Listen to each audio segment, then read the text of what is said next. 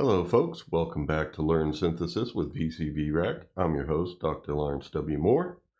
In this episode, we're going to look at making a fat kick drum sound.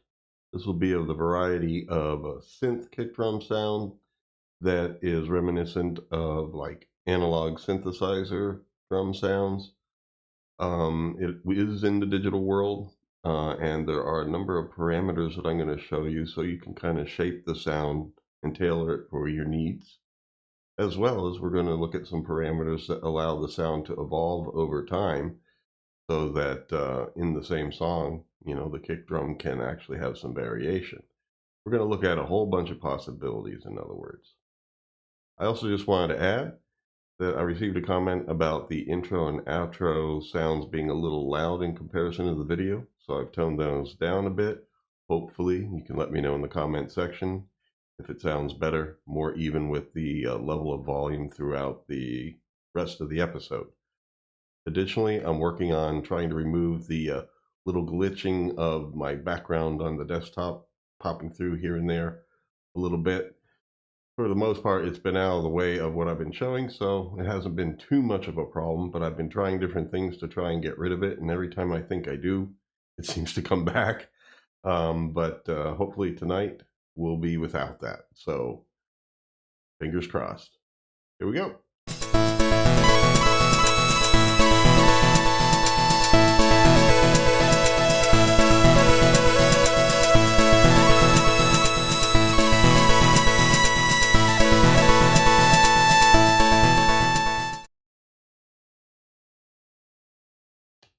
Okay, so we're going to start with a blank rack here, and we're going to add our stuff. First of all, these are things that you definitely want for a kick drum sound. What's going to carry the sound? Well, we need an attack on it. So we're going to use our noise module for that. This is the first time in the series I'm bringing it out, but it has a lot of uses, and it actually has a wide-ranging variety of flavors of noise, and we'll be trying out a couple of those so you can see how you can get slightly different sounds on the kick drum's attack. But this is primarily for the attack, the sound of the beater hitting the head of the kick drum. It should be a vibrant slap that really allows the kick drum to speak and come through the mix much better. And then, of course, we're going to need a VCO, because we need to give the kick some bottom. And we're going to try out both sine and triangle waves for this. And you can see how you can have one or the other.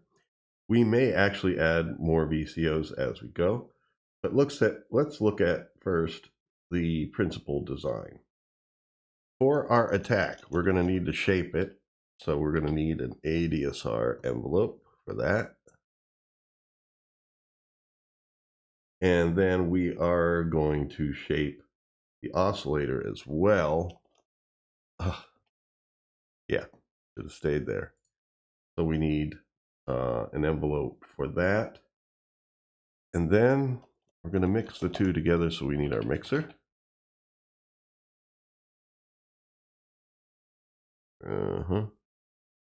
Let me see, did I mistype that?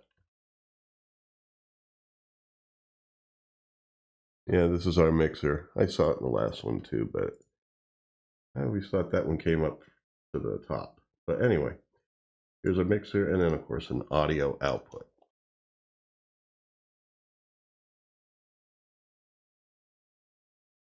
Okay, so there we go. I'm going to zoom in on this. Now, our attack. This needs to be some noise. We're going to start with white noise, and we're going to make it have a very short attack on it.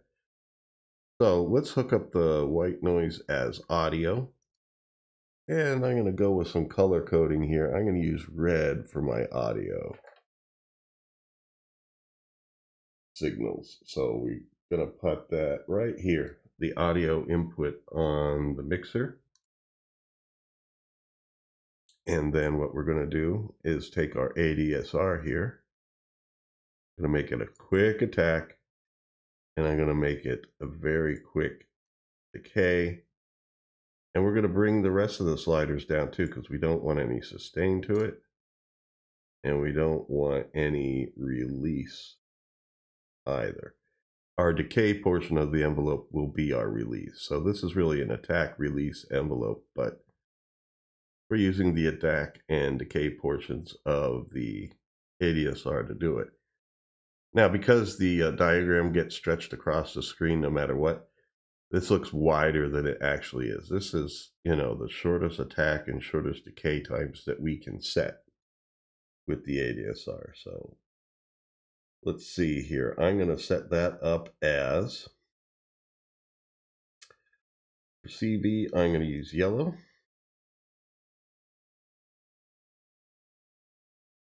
And that's going to govern right here. It's going to be the CV input for the channel that we have our noise coming in on.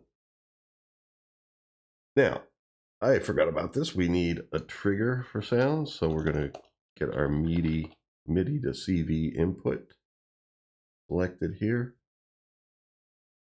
And we're going to use its gate, trigger the envelope. Oh, be thinking colors. Well, how about that? I'll use green for gate.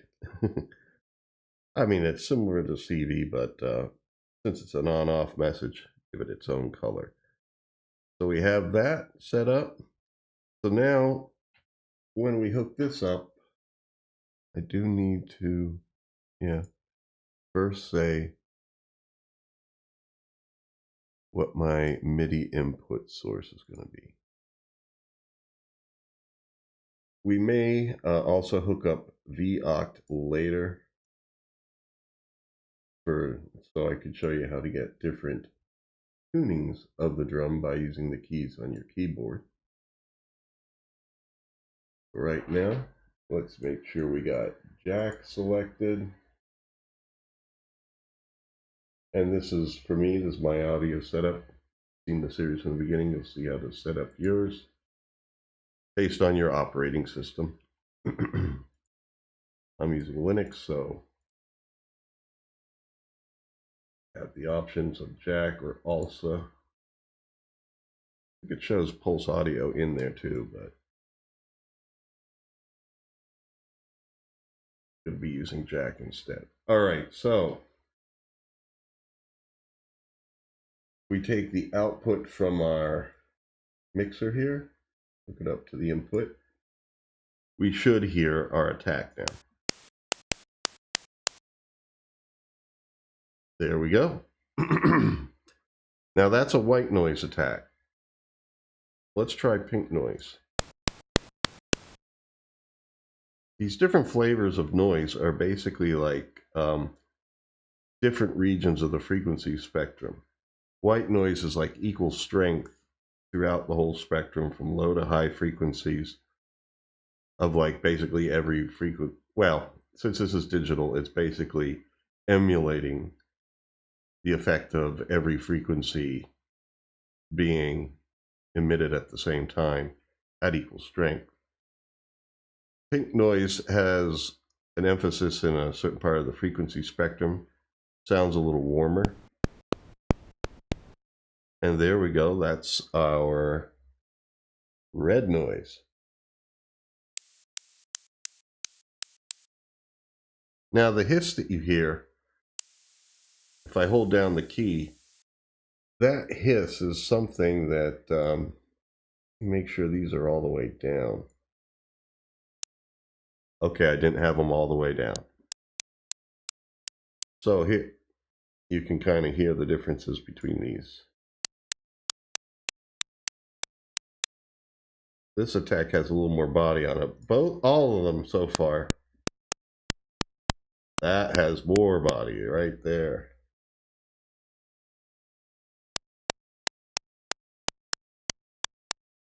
Let's go with that. This could always be changed later as we hear it with the body of the kick, which we're going to produce now. Now, for the envelope of our VCO, we are going to pull down, sustain, and release all the way once again. I'm going to pull down attack all the way, decay almost all the way, but I'm going to give it a little extra time. So we have a little bit of a ring out. This is the bassy aspect of our kick drum sound, so we want it to ring out. We're going to start with sine wave.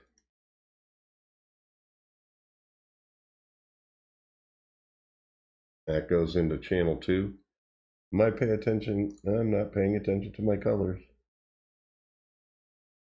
Red. Put that on channel 2.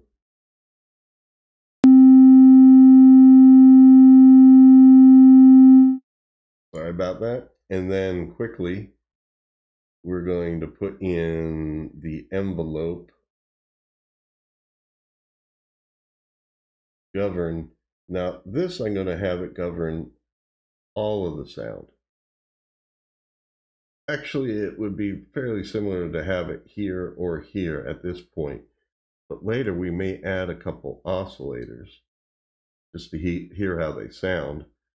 And so this shape is for the overall sound, how long it's allowed to ring out. This shape is within that on just the noise channel to make sure it doesn't ring out because it's just an attack. And so I can now initialize this again. And let's try it. I didn't hook it up. Well, I did. Well, hold on. I'm going to rehook it up because I do want to use a red cable here for audio.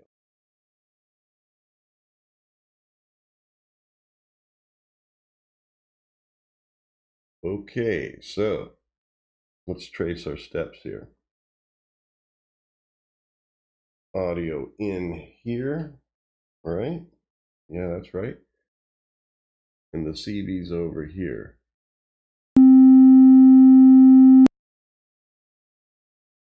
Is it that our decay time isn't? Oh, we're not triggering the gate.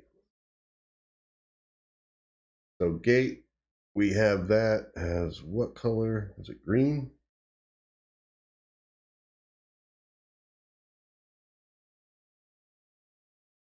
We can hook that up here. Now, obviously, that's the wrong frequency. We can tune it down by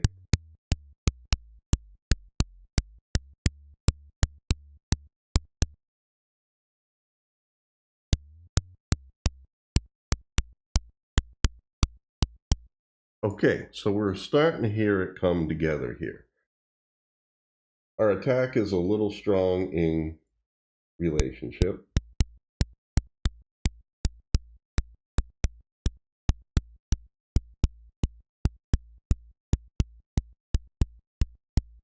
But we'll be adjusting this as we go because we'll be trying other things. Now, the sine tone gives us that low bottom. There's a little bit of residual harmonics that are put into this VCO that we've heard before in a previous episode, but they're very, very low. It's there to make it sound a little bit more analog. But let me try triangle.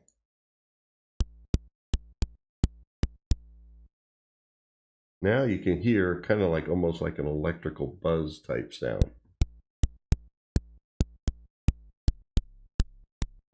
But when we put it there,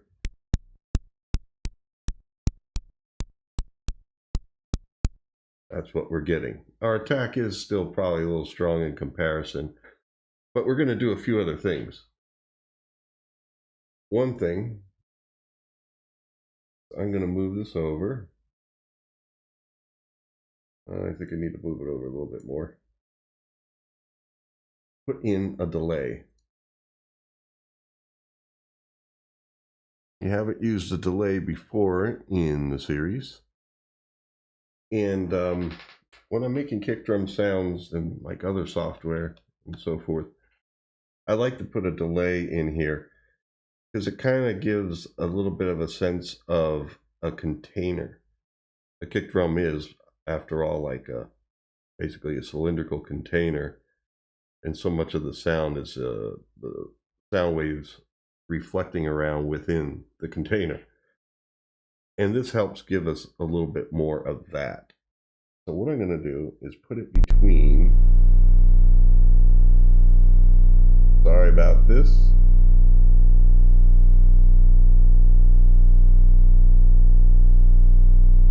all right, I'm going to just turn that off so we don't keep having to hear it because I am connecting things wrong. Now what I want to do, this output here, no, what's going on here? Our channel 2, oh, that was the gate. I am sorry, I was just thinking this was, the gate is green and that, well, this is CV actually, so yellow. All right, so there we go. Putting that back up there. And the audio output from VCO over here is going into the delay. And we go audio out from the delay into here. I turned everything down.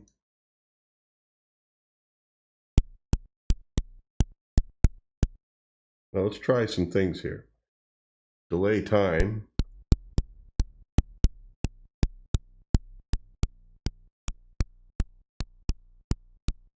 Right about there.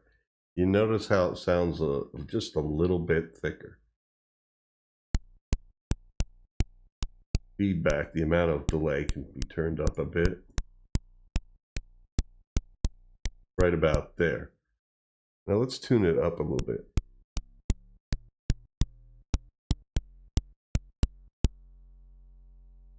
Now we're getting, there we go.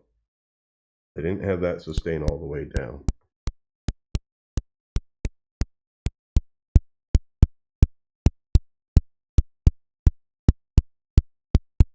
So you're getting different timbres here by adjusting some parameters.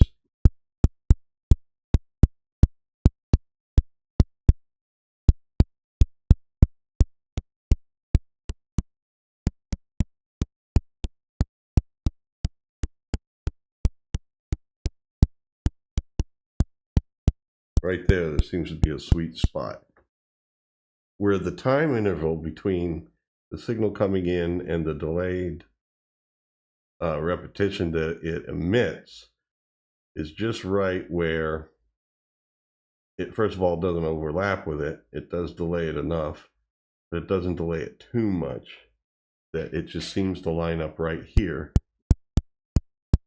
to make it nice and thick. Now let me show you one other option. Since we're going to try other oscillators, I'm going to move the delay over here. And instead of the delay being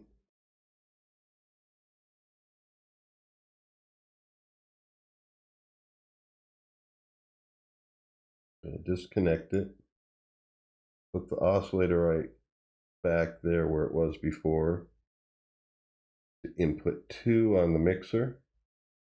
And what I'm going to do is take the output of the mixer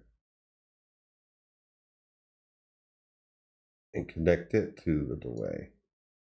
So now it'll be taking the overall sound from our mixer, which includes the attack, and that will be part of the delay as well.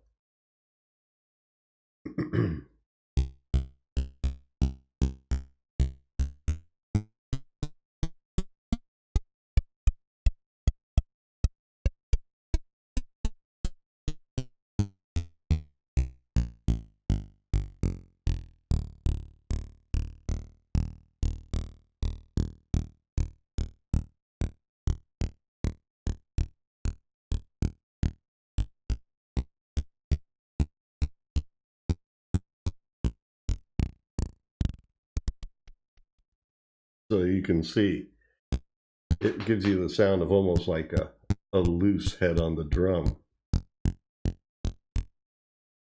Now, one thing you could do, if you wanted to, is put a delay in between the attack and the mixer, or and then also a delay in between the VCO and the mixer, and give them different settings each. So you could kind of refine how the delay sounds with those two different portions of the sound coming in.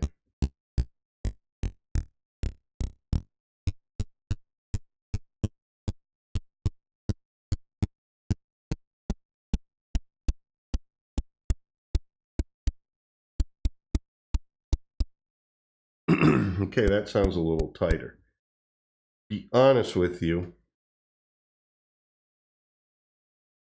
I preferred the sound of the delay on just the VCO and not, both. But we're going to leave it here for now because we're going to try out another thing. First of all, let's see if we go back to sine wave.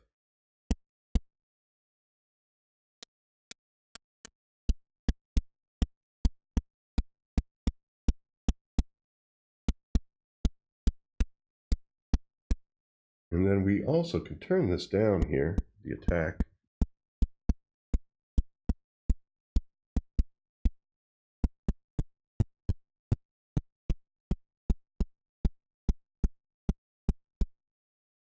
All right, so anyway, so you see there's a lot of parameters, and the more you know about these different parameters, the more you can tailor your sound. So that's why I wanted to show you all these different things. Now, another thing we can do, say we want some tuning to it. Let's take a yellow cable here and hook the V-oct up to the VCO, which means we'll have to adjust this. Now, typically I play my kick drums on C48 on my keyboard, MIDI number 48. So I'm going to tune it for that. Now I'm playing other keys.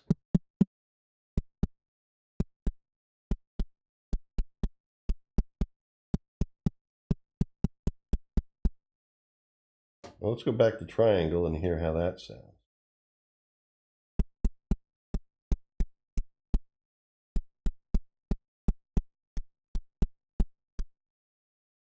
Let's extend our decay time here. There we go. That fattened it up a bit.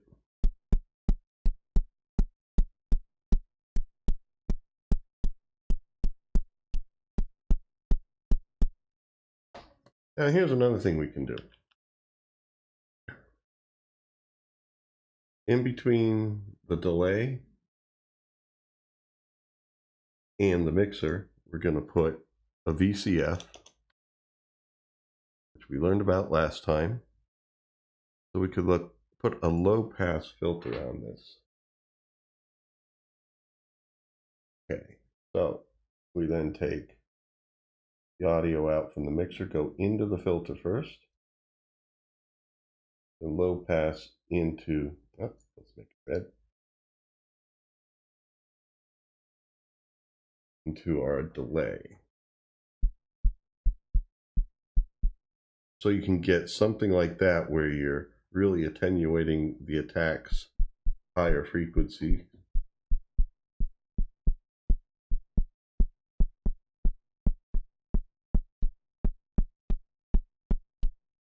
Or control how much you allow through.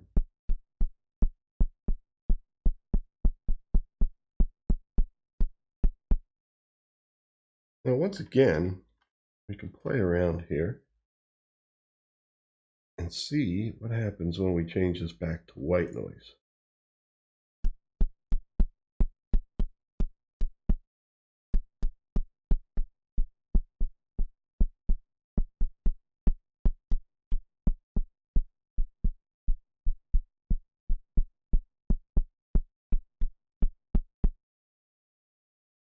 Let's adjust our decay time.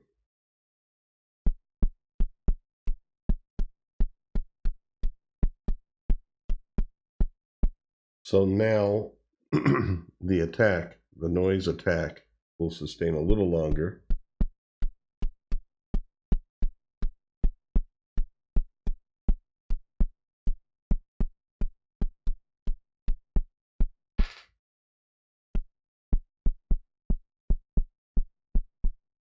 So if you want a really tight drum, that sounds pretty good right there. Let's experiment a little further here and add a second VCO. So I'm going to shift click these.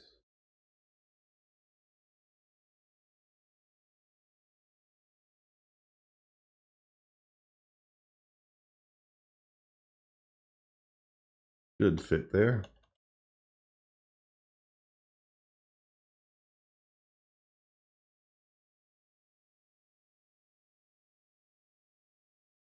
Now I got to hook up its gate.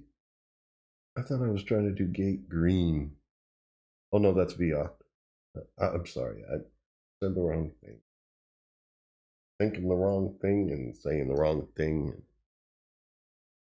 all that stuff. So we're going to hook up its VOC as well.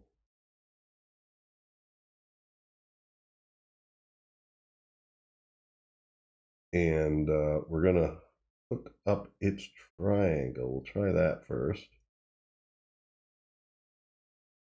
Channel 3 here on the mixer. Oh no, this is the mixer. And this envelope is still governing it because it's governing the overall sound. Now, we got to tune it.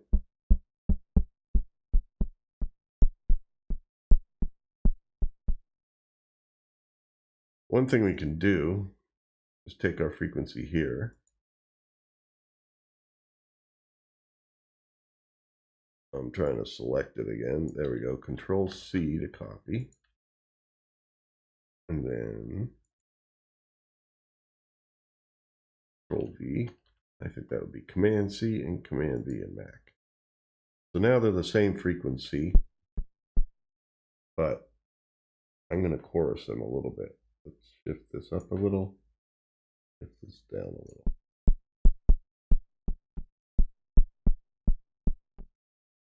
That definitely is giving us more of a boom to it. Although sometimes I hear some phase cancellation.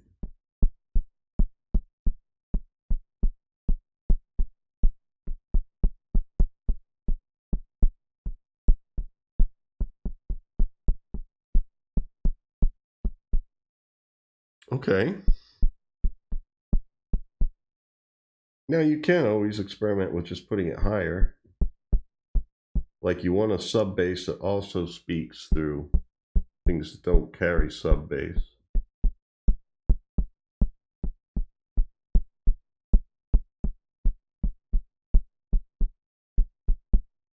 I like that. Now in the upper range,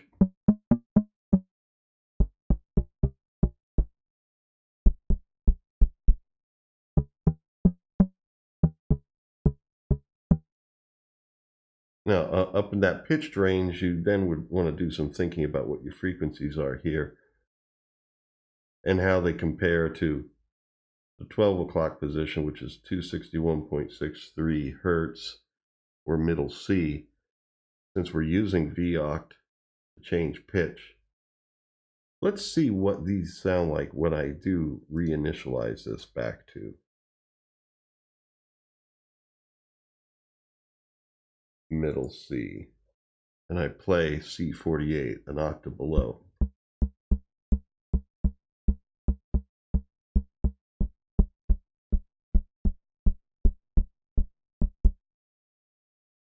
Let's try having these do an octave below.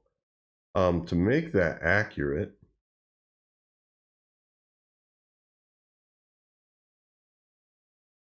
Put that back there, the middle C. We can use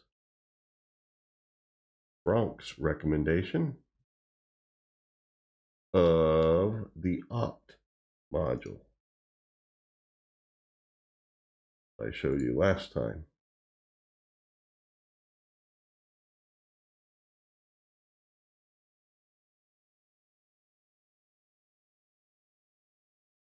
I think it's about that wide.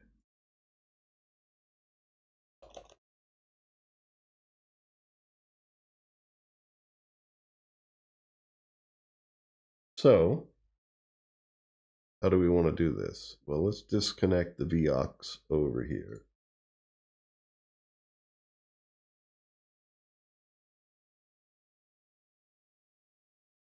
I want this to be yellow.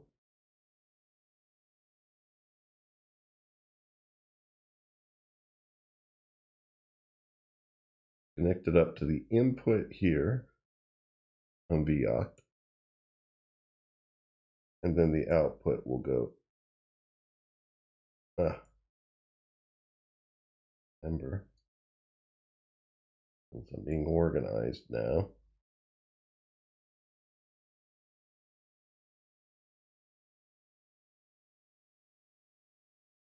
Well, you know what? We could leave one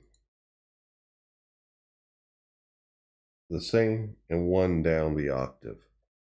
So let's hook this up straight to MIDI CV.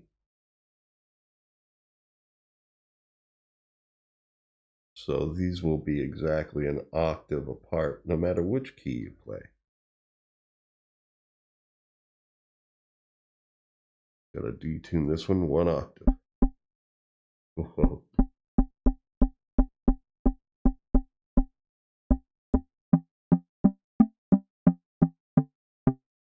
Oh, no, this cable didn't take here. I was wondering why one of the oscillators wasn't changing pitch.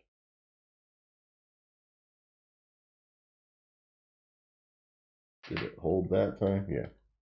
Not accurate.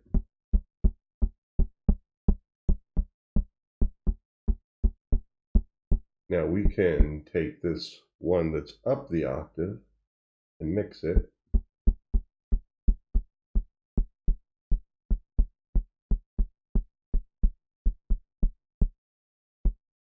So this C48 that I'm playing now is where I like to have my kick drum. And that's sounding pretty good.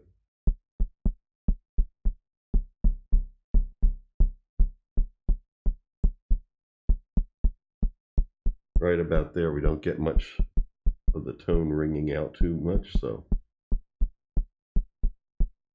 there we go. Let's play with delay a little bit, see what we can do. Or the VCF first.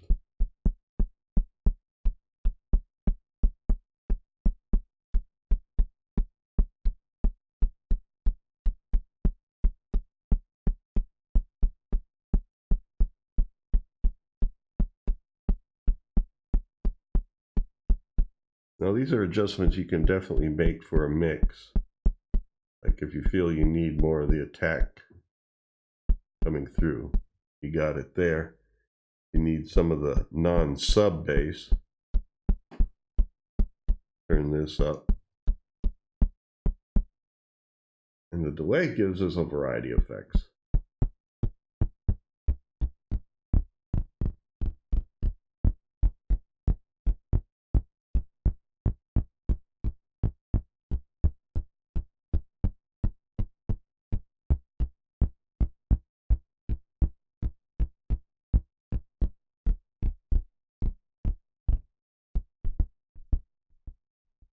You can even have it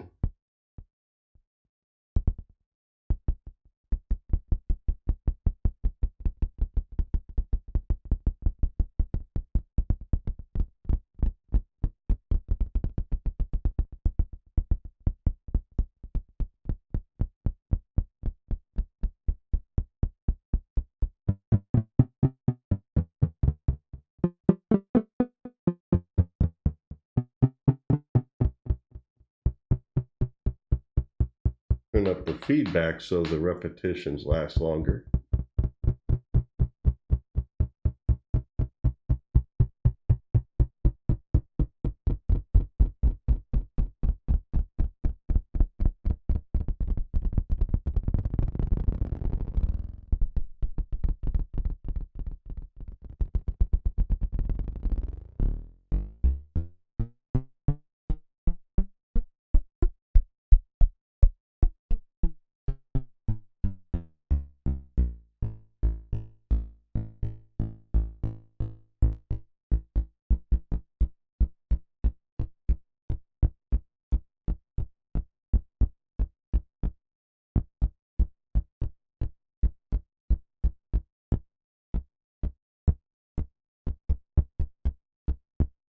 And if we turn up the attack as part of it, it would emphasize that.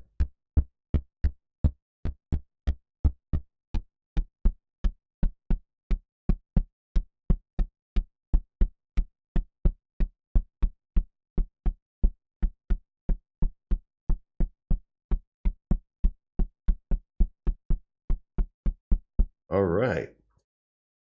So we have one more channel here. Want to try it? Why not? Let's try this. Let me zoom out here, make this easier. I'm going to slide this over, put another oscillator in.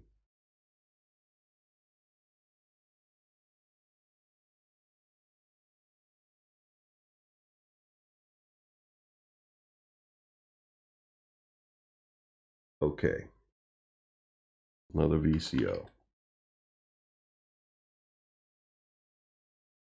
Now I'm going to adjust these here. Seeing the space is bothering me, so I'm going to slide this over. Just indulge me a moment, please. There we go. Now, what I'm going to do here, just so it makes more sense, I'm going to make this a low sine tone and then chorus these two triangles that are going to both be in the correct octave. Our lower octave that's coming from the oct module here is going to go to this sine wave here. Not a sine wave yet, but we're going to do it. And then I need to hook this back up.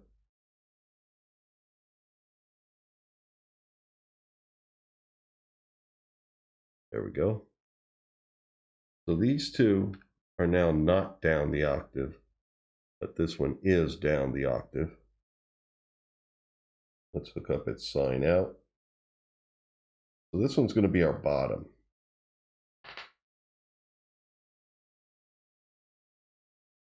Oh, I want to move these over first, so we preserve the left to right order.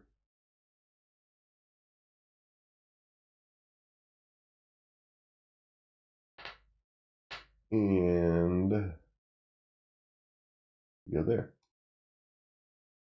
Alrighty. Now I'm going to chorus these a little bit.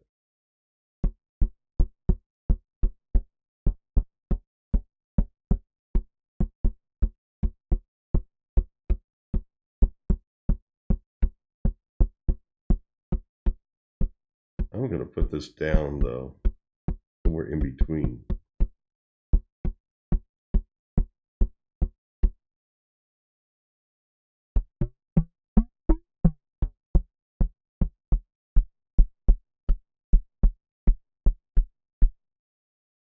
Now, is this one coming out at all? It's a triangle, and yeah, it's coming in. But my mix levels are off now. Let's even them out. I'm going to initialize. Yeah. There we go.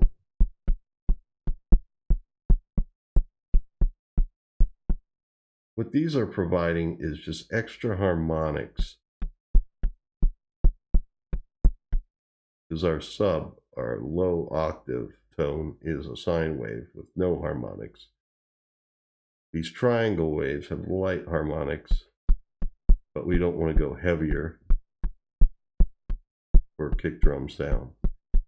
And I'm just tuning them to where they would sound pretty good. I'm thinking of timbre here, not pitch. If you're making a tom drum sound, then you would obviously want to tune these in some sort of octave relationship with this. But let me initialize them again and just see how they sound before I do that.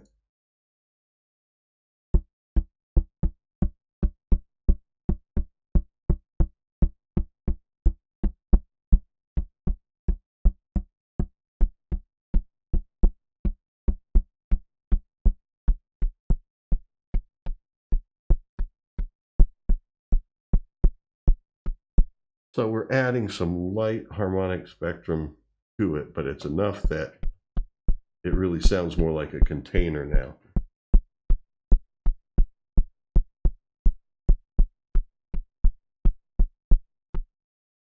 I'm going to try turning up the attack.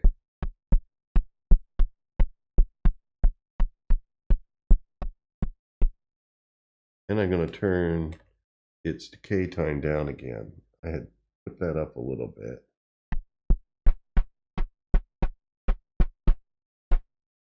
Whoa. Oh.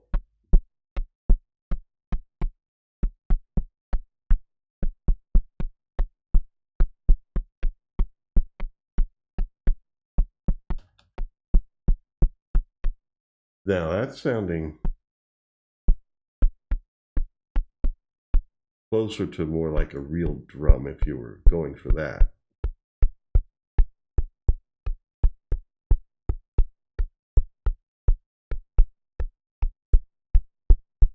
A lot of thud there, but there's enough bass above the sub bass that you could still hear bass coming through speakers that don't carry sub bass, because we have these extra harmonics here produced by these triangle waves, and their fundamentals are pitched up from where this would be, I believe.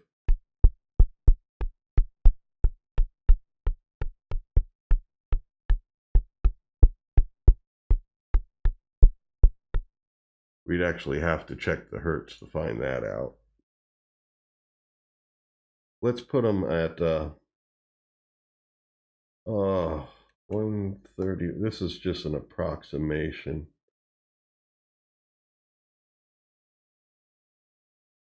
(131.61).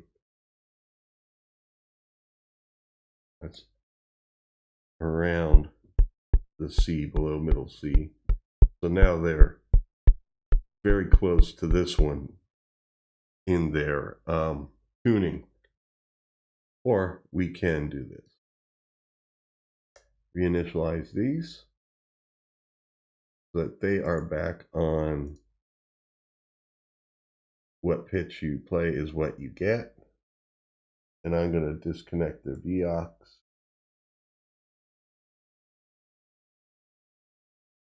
and connect them up to the oct.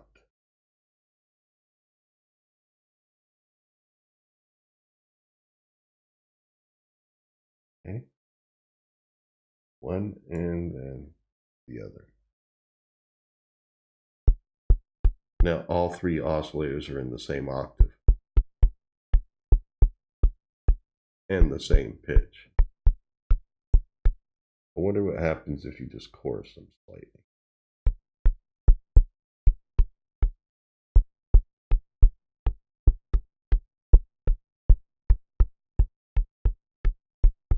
That's like being in the kick drum. But anyway, so you can see all the different possibilities and tweak and play with parameters. As long as you understand the basic principles, you're in pretty good shape, because the idea is you got an attack and then you got your body. What oscillator arrangement do you want for that? How much do you want in like the upper bass range in addition to the sub bass? The ability to mix them all, like here with the mixer. Like if I want to turn down the sub,